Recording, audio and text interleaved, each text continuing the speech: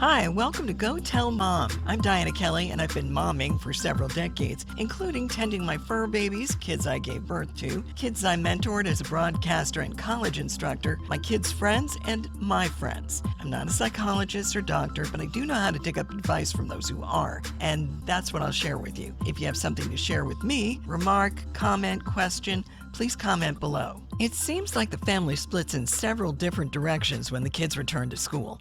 New friendships develop, sometimes between parents as well as between kids. I remember my daughter playing baseball. She didn't want to play softball, and sitting with a couple of moms at practice, watching our kids go through their drills. We'd share snacks and stories and concern over the inevitable injuries and advice on how to treat them. It was a nice bonding time. In fact, at the end of the season, the moms made sure that the coaches gave my daughter, the only girl on the team, a special pink bat. Kids are often bonding over sports. They also bond in clubs. I remember when I was editor of my high school yearbook, I'd bring my section editors over to my house to hash over layouts and text and art and photos. My mom was usually in the kitchen fixing us snacks and coffee. My addiction to coffee was directly connected to afternoons like these when I was home from school and mom was home from work and someone was joining us for a coffee clutch. There was always laughing involved along with smart-assed remarks from all sides. I had some pretty diverse and perverse friends. Kids learn about themselves when they're involved with others in some fun and interesting activity. ChildDevelopmentInfo.com points out that hobbies are a handy way to get children into a club or group down the road.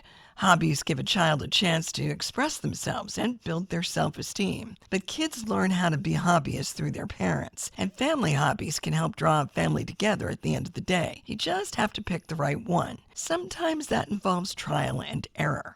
My dad had been an Eagle Scout and got my brother involved in scouting. Or maybe I should say he cheered on Mom when she was a den mother. Mom was great when it came to things like tying knots and studying stars. But one of the hallmarks of scouting is camping trips. And it was there she put her foot down. Oh, Dad tried to get her to go camping, saying it would be good for the family. And Mom was usually a good sport about trying anything once. They rented a camper and we all piled in one weekend. I don't remember where we went, except there were woods involved, lots of bugs, washing facilities in a restroom with walls that didn't go all the way to the floor so they could hose off the concrete, and sleeping bags into which my brother threatened to stuff a frog or a spider. I don't remember which. I just remember I was traumatized, and I also remember that no one slept, including Mom and Dad, and Mom made reference to a mattress as soft as a rock.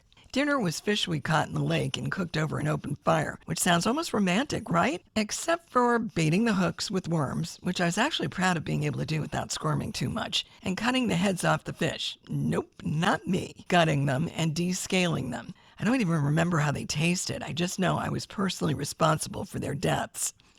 So Mom and my little sister and I took a hard pass the next time a camping trip was suggested. Again, when you ponder activities for the whole family, the word yuck should not be part of the conversation, unless all parties involved like that word.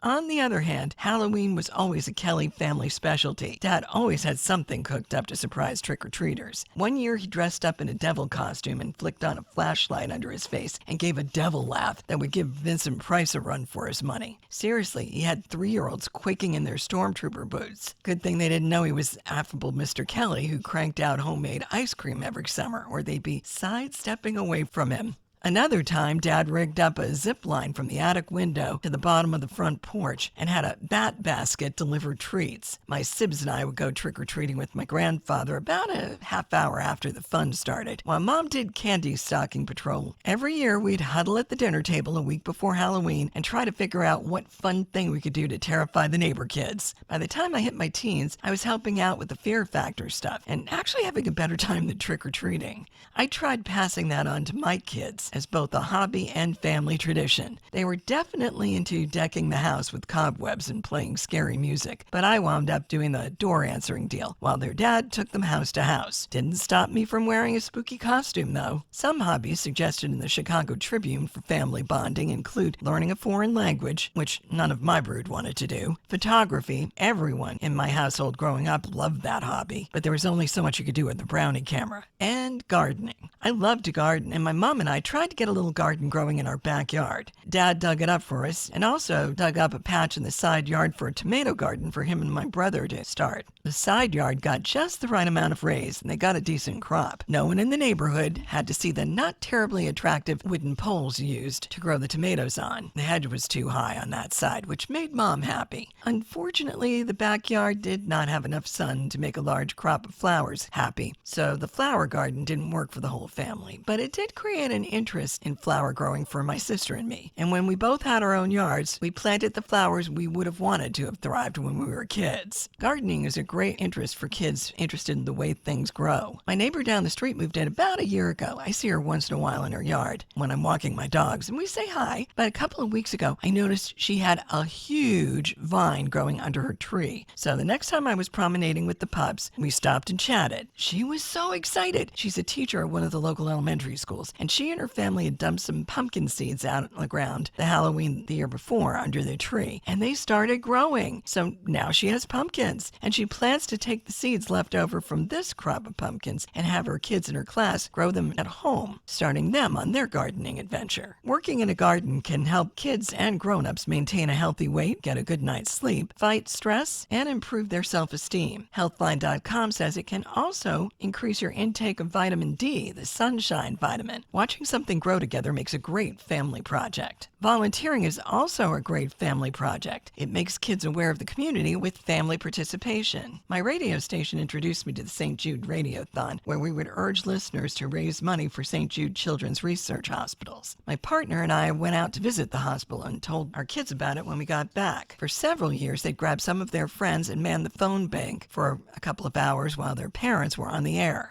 I made a trek out to the hospital campus again, one time with my daughter, after her dad and I had split up, and it was kind of a healing experience for both of us, knowing we'd be helping out other families with the annual Radiothon. Family hobbies don't have to be that intense or time-consuming. I have friends who love to put together jigsaw puzzles as a family, kind of a big picture experience for everyone involved. I have another friend who loved collecting rocks, and her husband and son got involved in it too. Then there's hiking, which I consider a concession to camping, for those who want to have a family outdoor experience and good exercise, and you can go at your own pace. I've seen deer out on a walk along with bunnies and other gentler forms of wildlife. Just make sure when you're heading out on a trail that you know where it leads and what wildlife you could bump into out there. If bears have been spotted in the woods, and some have been where I live, tread carefully. One thing we never did get around to doing in my family was dog training. I've been mommy to 6 fur babies, 4 of whom I lost to health conditions, usually old age. But beyond housebreaking and walking on a leash, I really didn't teach them tricks. My kids just weren't interested. But obedience training and tricks can engage you and your family in problem-solving skills and creativity and boost your confidence as pet owners. Plus, it makes both the kids and the pets happy. On the whole, bringing your family together with a hobby serves a sneaky purpose. You're using a project to mask the fact that you're together as one unit, doing some bonding that will last decades after the school years. Hey, thanks for listening to this episode of Go Tell Mom, where we chew on stuff that you talk about with your mom, or maybe not. I'm Dianna Kelly. If there's something you want brought up, something you want to add, comment below, and I'll be back next week.